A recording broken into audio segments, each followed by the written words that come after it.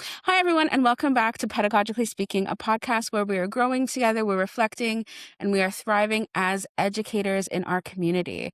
I'm so glad you're here. I'm your host, Alana Huffer, an inclusive education teacher, mentor, and someone who has spent years walking alongside educators through the highs, the lows, and all of my favorite messy parts in between. This podcast is my way of sharing the wisdom we gain, not from textbooks, but from classrooms, from community, relationships, being together, and the real experiences we're having on a daily basis. My goal is simple: to help you feel more confident, more grounded, and more supported every single week. Today is someone I would say that many teachers and leaders don't only listen to, they lean on. Morgane Michael is a classroom teacher. She's internationally recognized speaker, a leadership coach, and an author who has spent nearly 2 decades working at the intersection of well-being, purpose, and belonging. She's the author from Burnt Out to Fired Up, which I absolutely love. And it is a book that has certainly been a lifeline for many teachers who love their work but feel exhausted, disconnected, or unsure on how to keep going.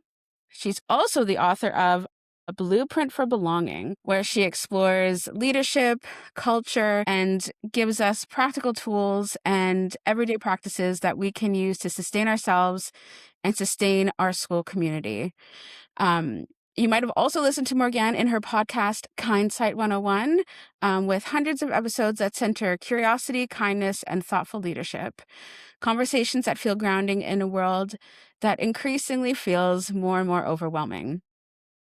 What I personally appreciate the most about Morgane's work is that it's very, very honest, and that can sometimes lead you to be extremely vulnerable, both if you're with her one-on-one or if you are in a community of teachers, like if you're in a mentorship program. There's no quick fixes, and there's certainly no toxic positivity here. She gives us the names for the exhaustion that we're feeling while holding space for hope, purpose, and as always, the ability to reignite that fire, not by doing more, but by reconnecting to what actually matters. So we're going to talk about burnout, rediscovering purpose, and why belonging isn't a nice to have, but a necessity if we want to sustain ourselves and keep going in our favorite profession that we've chosen. So, Morgane, I'm so grateful you're here. Welcome to the podcast. Hi, Lana. Thank you for having me. Wow, what an introduction. My goodness. I also wanted to really congratulate you for starting your podcast, Pedagogically Speaking. I think that is such a clever name. Thank you. And sometimes starting is the hardest step. And I'm very excited to see what you create. So thank you for inviting me on. Oh, well, thank you so, so much. I really appreciate that. If I know your time is precious, so if we want to just dive right into it, I'd like to go on to both books because, as you can tell, I absolutely love your books. They're very inspiring and they make me cry. They make me a better person, and I appreciate all of that. Aw. In Burnt Out to Fired Up, you do talk a bit about how you came to Canada as an immigrant. You only spoke French, and that at a certain point in your career as a student, you started rejecting French and not wanting to speak it and speak only in English. But as a beginning teacher, it was a bit easier. I don't know if easier is the right word, but there was more job opportunities in French immersion. So you started your career as a French immersion teacher. How did it go to reclaim your language, and what did it feel like? That's such a good question. And thank you for reading deeply enough to pick that up. I think it's a really important part of my history. And I think it's given me a lot of insight into what it feels like to be a newcomer, whether it's a newcomer to a new school or whether it's a newcomer to our country, or even someone who may have come from another province or something like this. And then you come into a new culture and things shift. It can take a little bit of time to find your feet Yeah. and to find your identity. And so, yeah, I was born in France. I moved over to Canada when I was 5 years old. My mom was Canadian or is Canadian. However, I had not really spent a lot of time in Canada and I did not know the language. So I didn't know how to speak English at all.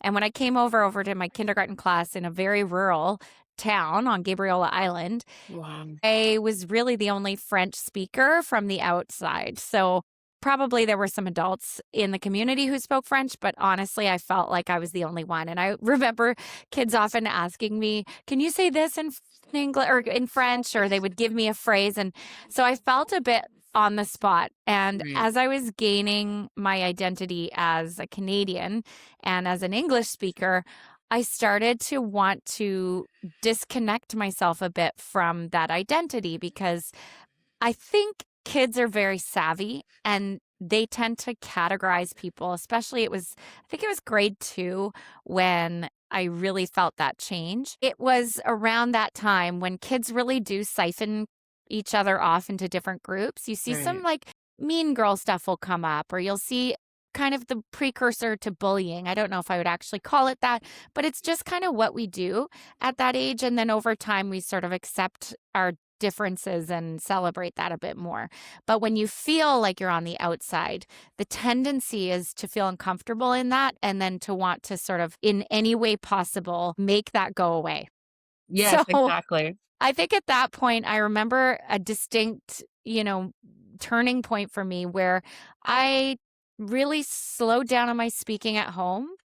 I remember only wanting to speak in English. And I think on some level, my parents were happy because they're like, oh, wonderful. She's accepting and she's really gaining confidence in English. But I don't think that there was an insistence on me speaking in French. So I feel like I sort of got rusty. And I don't know if you ever really lose language, but it definitely went from being my first language to my second language. And then Right. I really didn't speak much. And I did a bit of FSL in high school and really left it there. And it wasn't until I graduated as a teacher that I realized, oh my goodness, first of all, I graduated, I think it was like 2008. And at that time, there really weren't a lot of teaching jobs. Yeah. And so we were kind of we were like basically literally bringing cupcakes to the staff rooms and being Yes. like, please Anything you hire could me as do. your like go-to TOC. So we'd really be trying our best to just even get our foot in the door. Yeah. But it was at that point that I realized that a lot of French immersion jobs were available. And I reconsidered my relationship with French and Oh, I love that. did some testing and some coursing just to make sure that I was, in fact, actually qualified to teach and ended up doing that for 10 years. So I taught a French immersion, which was great. It Wow. was a really good learning experience for me. But it's kind of this like cycling back that sometimes you can't always connect the dots looking forward. When you're looking back that you really see how some of those things will tie together. Yeah. Yeah. And did you feel like you were almost reigniting your French at the same time that you were inspiring other French, like, speakers as a teacher? Yeah, I think I have like a complex relationship with that. Just my Right. family history is a bit complicated. Fair. So French is very tied to that. And it's actually I think it's really interesting sometimes how language can represent experiences. It's almost like a song. It can sort of transport you back to a certain period of your life. And so I do have a complicated relationship with the language. However, it sort of rebranded it for me and it made it Yeah. feel as though it had a purpose in my life that I could then harness and use, and it gave me a sense of empowerment. So yeah, I would say it kind of shifted the way that I looked at the language. And I don't use it a lot anymore because I'm now in English, but I think it's really served a tremendous purpose. And I love speaking it when I can. So yeah. That's lovely. Thank you so much. So I know there's a lot about creating positive cultures and really making sure that we're inviting students in where they feel a sense of belonging. And you talk a lot about there's many ways to ensure that students know that they belong or they can feel from you that they belong. And one of that is nonverbal cues. Can you go over that a little bit and maybe give some tips on how teachers who maybe are struggling with that a little bit can start using some of the nonverbal cues in their classrooms or maybe outside when they're picking their kids up to help with that? Yeah, and I think a lot of this might feel intuitive for people. And then there are some things that are more of a reminder of yeah, I need to do that consciously. Sometimes when we are, and I'm just going to touch on this very briefly before I answer your question, but Yes. sometimes when we are in a state of stress, which is quite often in teaching, we enter the doors. And if you've got a particular student or maybe a parent who, for whatever reason, causes you a certain degree of stress. It can make you feel a sense of, and it's not necessarily negative, but you feel sort of a tightening, in your body. You can feel your shoulders come up, or you feel kind of a tightening in your throat, or you're just sort of feeling stress in your body sometimes in anticipation of the day, not knowing what's going to come. And so sometimes when we're in stress, we lean heavily on our prefrontal or on our anterior cortex and that limbic brain that's telling us, to stay safe. And we tend to fight, flight, or freeze, or fawn our way through the day. So fawning might be, pleasing and all those types of things. Sometimes we can lose sight of our sense of empathy, our ability to use language in an effective relational way, and then also our ability to relate to others. And a lot of that really comes down to our physical or physiological cues that we give other people. There's a lot of research on this, but broadly speaking, when we are able to signal to people that we are safe and that we're competent and that we have integrity, we are able to put other people at ease. And when kids, specifically students or parents, are at ease around us, there's a sense of trust that can come out of that. Students tend to work more readily for teachers who give them a sense of, whether maybe not peace. Peace doesn't necessarily represent that vibe that we want to give when we're trying to push a little either, but it's sort of this like safe container for hard work and resiliency and all of the things that we do. So a few really key things that we can do is, our positioning within the classroom. So if we're at the door, I mean, these are things that we learn in university, but sometimes we kind of forget about it as the years go on. So one of the things that I like to do is I do like to position myself at the door. I like to greet every student by name. We tend to have this like interior mechanism that when we hear our name, it makes us feel important. It makes us feel seen. It makes us feel significant. It meets some of our basic needs. And then we go, oh, I'm part of this community. So naming people, learning parents' names. I try my very best to learn parents' names as well. And so as a primary teacher, I teach kindergarten grade 1. I have an open start to the day, which is part of my welcoming framework. But during that time, I do my very best to say hello to the parents, do a little check-in.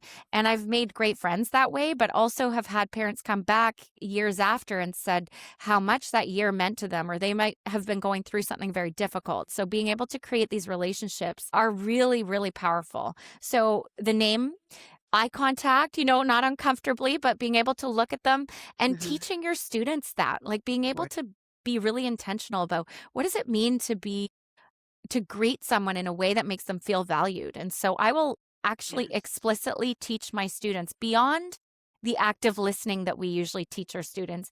I will teach them what appropriate eye contact looks like, as we're greeting someone. And of course, we want to be sensitive to neurodivergence. Of course. But I think being able to teach and have people have different entry points for that is really lovely. Being able to gently put a hand on someone's shoulder or have appropriate, sort of open, like I do side hugs, and not everyone might agree with that, but I think it's an important piece of creating that space. I think about our body positioning, even when you're coming alongside a student, being at a 45-degree angle is open, but it's not confrontational. And same thing with parents. If you're having a parent meeting, for example, you can have them at a 45-degree angle to you so that you're almost side by side. You're not directly in front of. Sometimes when you're in a position of power, being directly in front of someone can put them in sort of a psychological discomfort, because really the only times that we are truly in front of another person like that, across from each other, is when we're about to fight them or when it's a moment of intimacy, right? So really being able to literally come alongside someone can put them at ease. It can make them feel a little bit just better about a situation, especially if it's a parent meeting. So that's something that I do. Open hands, nodding, being able to, in a nonverbal way, nod in agreement kind of makes people feel like they're understood, they're welcome, they're part of the situation. And so, yeah, those are some of the things that I like to point to as some of the basic entry point, really the cues for belonging. That's amazing. And I'm really glad that you mentioned that the coming alongside someone the 45-degree angle, because as an inclusive education teacher, I do have a lot of meetings with different stakeholders and community members and caregivers. And I've never enjoyed being one-on-one, and in front of someone, and I always do kind of go a little bit like a lean kind of a thing, and, this year, the desk in my office allows for that, so I'm glad to know that that's a good thing to be doing.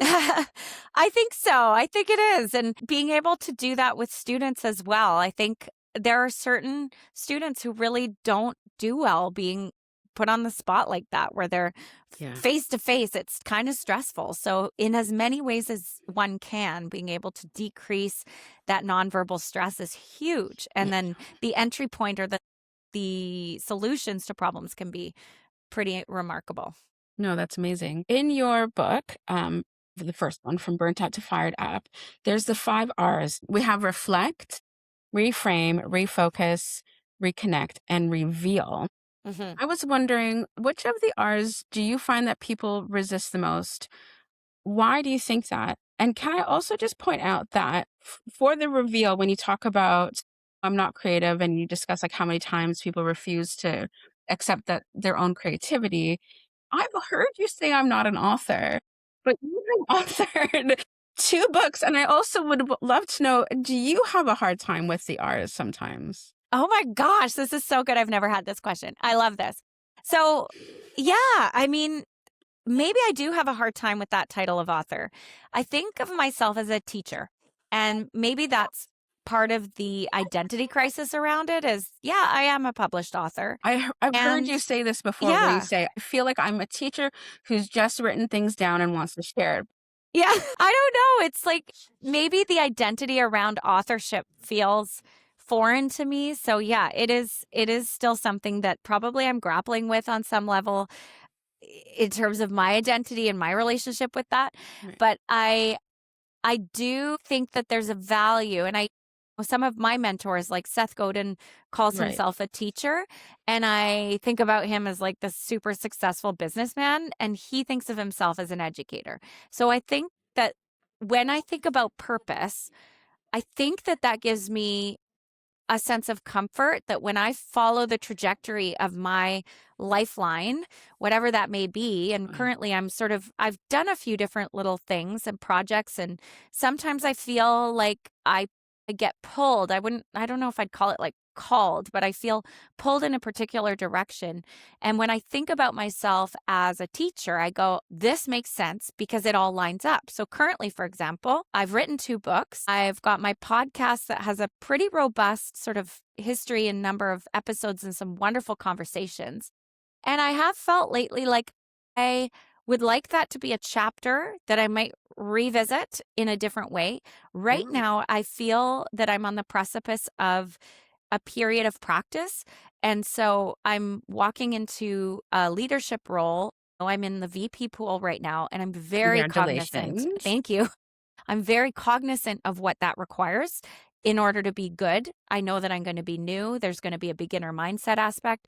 And so when I think about that from this whole identity as an author, I don't know that that would necessarily fit. But for me in my head, I go, Right. well, I'd like the next 5 years to be practice and really looking into the practice of what it means to be a leader in that traditional sense as a principal, vice principal, and then take that experience and do something with it. So whether it's diving back into a podcast format, books, some of the professional development work that I love to do as an educator, I think that's where I'm at. But right now, I'm kind of getting ready to go into this new practice phase. And I think of things as seasonal.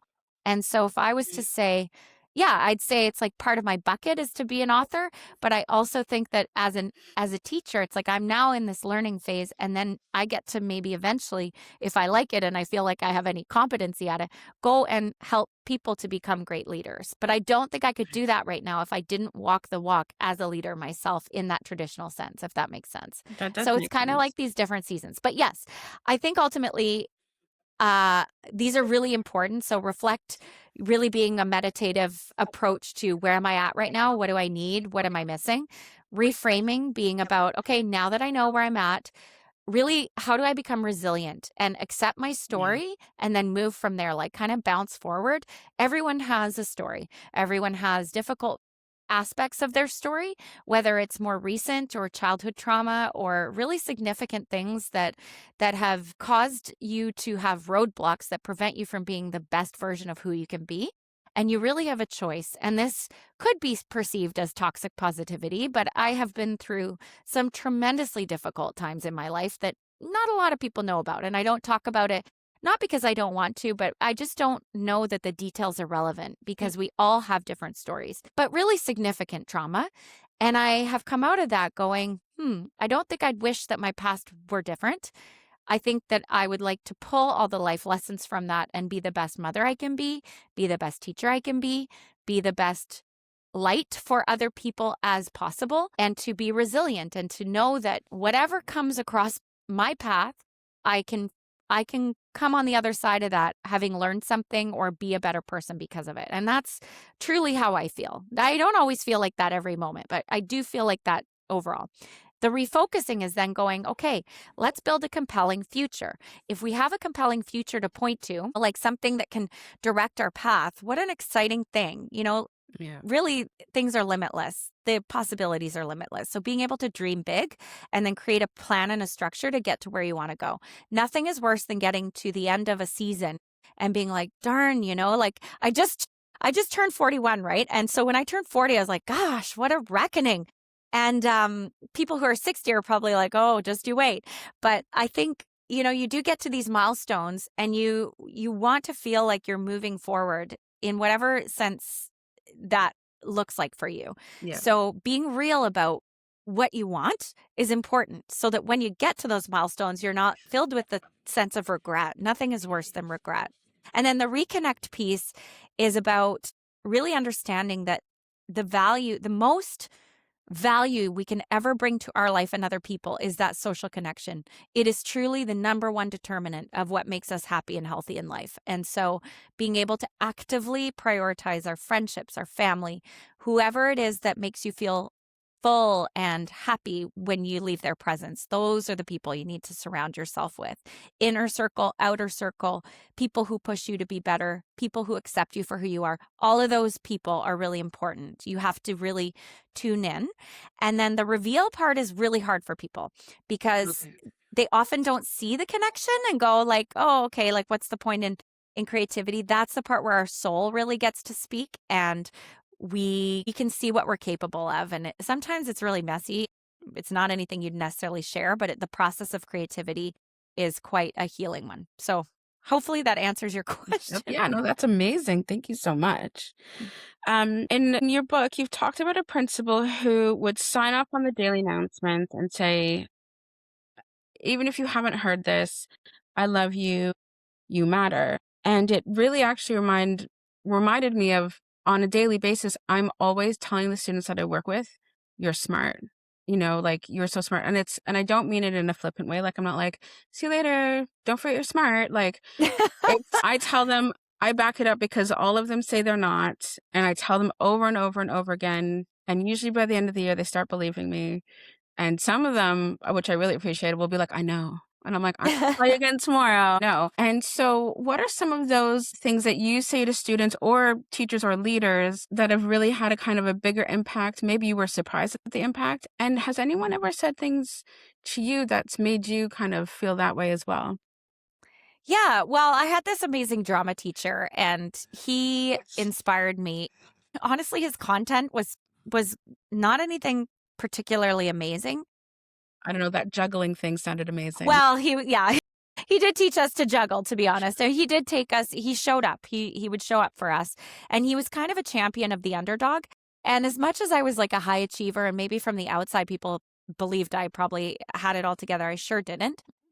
And he was the kind of person who would kind of throw these one-liners out over and over. So he'd say things like, it's not what you do, it's what you don't do. And I think for the first 3 years, I was like, I don't even know what that means. But now I think about it and I'm like, oh my gosh, that is so true. It's not what you do, it's what you don't do. And so whatever you decide to do with your life, a lot of it is built through consistent, tiny little steps daily. And so if you can show up like that, I think you're able to kind of pull yourself along. You're able to pull other people along. And so some of his little one-liners would be really powerful.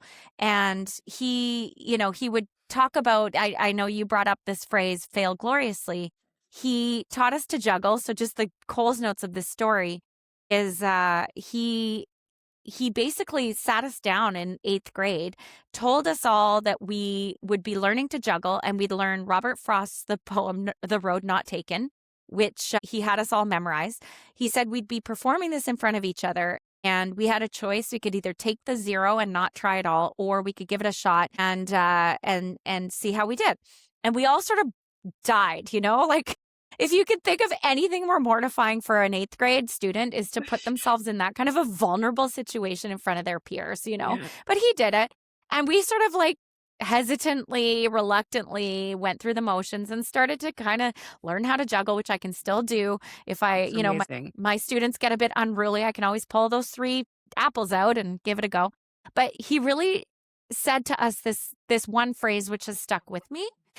The whole idea that if you fail gloriously, knowing that you've tried really hard. And I think with my students, when you ask about what are these catchphrases that you might say to them to inspire them, I don't know that I say anything specific, but I think I pour a lot of love in the same way that a lot of teachers do. And I greet them every day in a way that makes them feel valued. I prioritize, in our morning meeting, we always, always, always greet every student by name in our circle. We always, always, always make time for news. Sometimes at this grade, they say, I have 2 newses. I have 2 newses today. Right. So it's a really important part. And I think giving them a little opportunity for voice is huge. And I am very structured. I think over the last few years, I've grown more structured. Ah, But I think in many ways, giving them these really open times to really share of themselves and to actively listen to each other. So I think that that's been a big part. And I do tell them I love them. And I tell them how proud I am of them. yeah. And I get really excited. Jody Carrington, the psychologist, talks about the glow up and being able Yeah. to really glow up for students and greet them that way. Be so excited when they overcome some milestone. This is hilarious. We were doing a procedural writing with my grade 1s, and I had them around the rainbow table, and we were making peanut butter sandwiches, and there's no one with a peanut butter EpiPen allergy or anything like that. So we were making peanut butter sandwiches, and I had them all sort of go through the process of making it, each at their table, which was really fun. And I have a student who's very, very particular and quite sensory sensitive. And he has never tried peanut butter sandwiches before, Oh, wow. not interested in anything new, likes his particular food, doesn't go outside of it. And so I encouraged him. I said, what if you were to try that today? And he was like, I guess. And so we all kind of cheered him on as he tried this peanut butter sandwich That's together. amazing. That's And it amazing. was so cute. We were howling. All of us were laughing. And it was this very genuine moment of joy. And he tasted it. And he was like, not good, not good, not good. But it was Okay. so cute that he gave it a try. Yes. And just this opportunity to laugh and be joyful together. And it was so genuine. And so just being able to see each other as human beings. And I think that's a big part. And yeah, that it's just to go back, that principal who transformed this school was a very, very violent school. It was a convergence of 3 different schools. She had been given this impossible task, very inner city. And she basically just sat them down, leveled with them, and just said, look, this is where we're at right now. We're going to transform everything visually. And she got on those announcements. She got to know who they were in the cafeteria. She would literally tell them every day, if no one told you today, I love you and I always will. And it literally gives me chills when I think about it. She would sit kids down and go, look, I know your story is hard. And then she would go, so what, now what? And kind of push them beyond where they were at, just really seeing the people in front of her. And I feel like I'm going on and on, but I will just wrap it up with this. I love I it. think for parents, as I've gotten older and as a mom myself now, I feel like I have had the great gift of coming alongside parents too and telling them in maybe a different kind of way the very same thing. You've got this, you're doing this. Sometimes it's hard. The behavior that we're seeing is communication, but it is not a direct reflection of your parenting. In another way, I will often validate and see parents because they're working so darn hard. And sometimes we don't see the progress right away, or it's so frustrating and we feel judged as parents if there's not a quick turnaround. So being able to share with parents, look, you're doing everything right, and we're not going to see that turnaround yet. Like, let's be patient together. Let's see this out. I think that's a big gift that we have as educators, is to come alongside parents. Yeah, that's fantastic. And that's such a good reminder to do that as well. You've talked about kind of pride in the physical space that you're in. So for us, it would be a school. But how can we ensure that a school or a classroom, maybe I'm talking about the bigger picture of the school building. How can it feel like belonging when the paint is chipping and when there is graffiti and all of that, and it's just not getting fixed or covered up because of for whatever reason? How can we go about that? I know in the classroom you discussed how you have like these beautiful kind of warm sayings that are make sure that kids like feel good about themselves and it are inspiring, but can't always do that in a school wide, like in the hallways. What are some ways that you think we can overcome that in some of our schools that it is a reality in?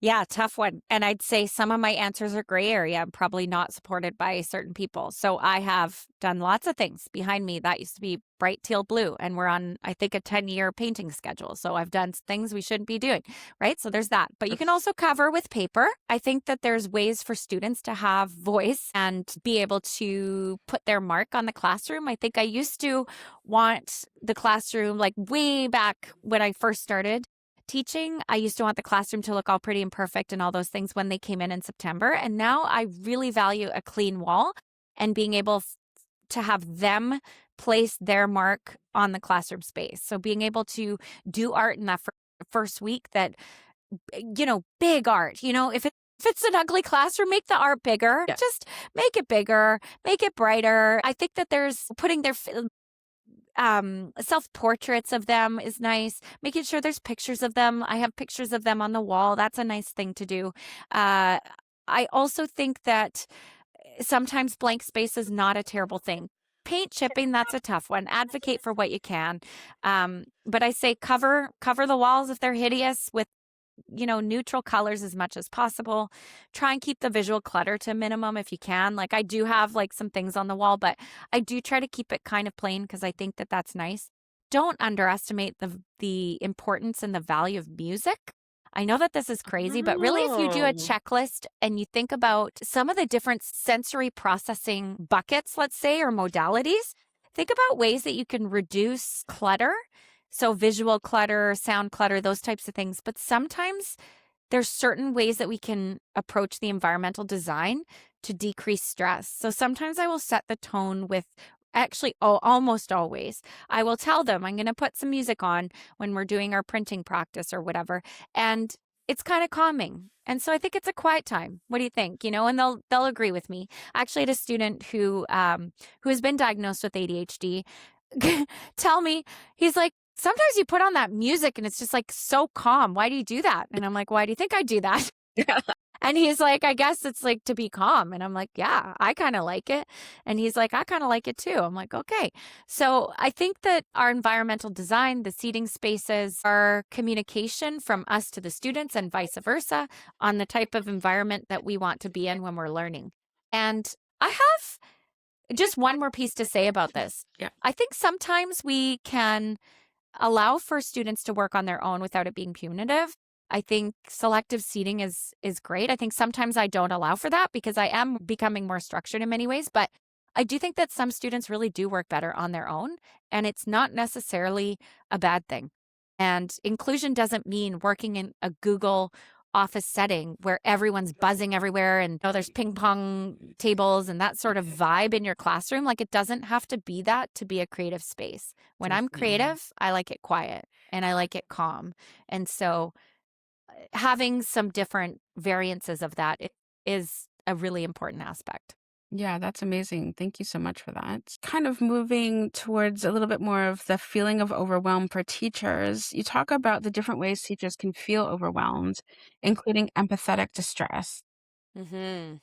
What can teachers do when they're overwhelmed because their classroom is, let's say, full, they've hit the ceiling, or there's just a lot of behaviors or higher needs in their classroom, and they just don't have the resources to help the students. So they still have that purpose, they still find their jobs meaningful, but it's like they feel like they're hitting their heads against the wall because they cannot meet the needs in their classroom.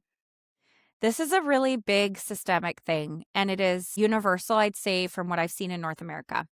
Almost all educators feel, to a certain degree, depending on the area, under-resourced, and I think feel overwhelmed by the demands. Some schools are worse, some demographics are worse, of course. Like we know this. One thing that I'd say I actually haven't written a ton about in my books, but I would say that from a teacher who has shifted a little bit in terms of my pedagogy and my philosophy, especially for primary, I think that having a really clear, tight framework for your routine is huge, huge, huge, huge. Like how you are getting attention, the same. How you are setting up your day, it's predictable. Within that, within those constraints of the predictability and the framework of expectation, then we can have creativity. Yeah. But there needs to be a super tight, like skeleton of a day that is roughly the same. Because I think that when we have students with a variety of different needs, they cling to certainty. We talk about in the book emotional needs. Certainty is a huge, huge, huge aspect of many kids with neurodivergence. And so if we can create visual schedules that are accurate. So if I sometimes blow it and like gym's not on the board, but it's Tuesday and it's gym day, like my students who are often on that top end of the neurodivergence scale Yep. are going to be pointing that out to me because they're expecting. They know that I tend to have things a particular way and they cling to that routine. And for a long time, I kind of had this perception that in order to be creative, there needs to be a little chaos or that variability. The variability comes, this is my personal belief and what I see in my own personality and my own maybe level of neurodivergence. The creativity comes when we feel like we have the capacity and that spaciousness to have divergent thinking. So if the environment is chaotic, it's very hard to feel safe creatively, if that makes sense. Yes, That is absolutely. new understanding for me, I'd say within the last 3 to 4 years. And so I urge you to be a creative teacher within the confines of a very tight schedule and a very, very tight expectation for behavior. And I think that there are certain allowances. There are certain students who come in and they have a snack first, but it is within a very tight expectation. And I don't believe in equality. I believe in equity. So what that means is, no, you don't need a snack in the morning, but this student might. And so if I have other students going, but this, no, it's not even a conversation because there are certain people who need different things and that's my job, not your job. And so let me be the teacher. So like it sounds kind of harsh, but I think it's like, let me be the teacher. And what that does is it gives them peace of mind. You're in charge. I'm not. I can worry about myself. Yes, And I think exactly. when students feel like no one's in charge or they feel like things are chaotic or unpredictable, that's when they do that sensory seeking or the sometimes problematic behavior stuff. Some of that is, and I will say not everyone, right? Some of that is outside of the realm of our capacity to control. But I will say we can help ourselves out with that aspect is just be super, super tight with certain elements of it. And then the other piece, we have to advocate for ourselves, lots of communication with parents, and then also know that so many other people are dealing with that same thing. You are not doing it wrong. It's just a question of kind of sometimes you're going to have some tough years and you got to lean on those people, the inner circle to support you. Do the things that are really, really important for yourself. And you mentioned that sort of not bringing things home, right? Easier said than done. But I think sometimes we've got to be able to protect our hearts a little bit, right? I don't know if that answers the question, but It that's, absolutely does. I think yeah. and I really appreciate how you're giving people both examples of what you do and, like, very concrete things on what they can try if they haven't tried it already. I love how you talk about you start your day with a morning meeting, and this is a Mhm. way for us to ensure that you are listening to students' voice and that they have choice in the classroom and that their presence is both reflected in the classroom and respected. What advice could you give to a teacher who would love to do something like that, but their classroom is very small and they have 28 students and it's grade 5 and the students are big and the Mhm. classroom is honestly actually too small for the students?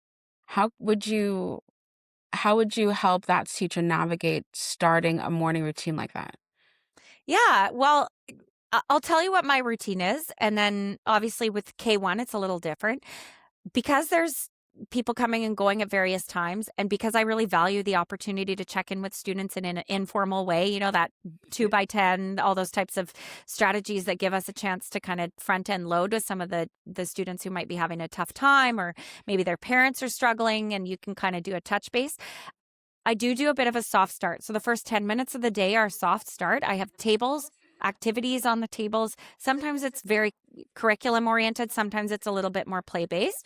I know that a lot of grade 4, 5 teachers will do the same thing. They'll have some sort of hands on kinetic type, Kiva planks and Yeah. maybe a printing station, or you might have a rotating station that's a bit more of a soft start to start, just so everyone's on the same page when you start your morning meeting. It's very hard to do a morning meeting and then have like latecomers who need to tell you things about, oh, they're sick and they have this and whatever. Yeah. So I'd say kind of get everyone on the same page. And then I'd be very clear about what the expectations are. And because of the physical space, maybe what it looks like is it's just kind of arranging your desks in such a way, or moving the chairs out so that you're around the perimeter of the classroom if it's a small classroom. Or if you can kind of have a little muster station that you're able to sort of at least see each other's bodies and faces in that circular pattern. But I do think that the expectations are really huge, because if I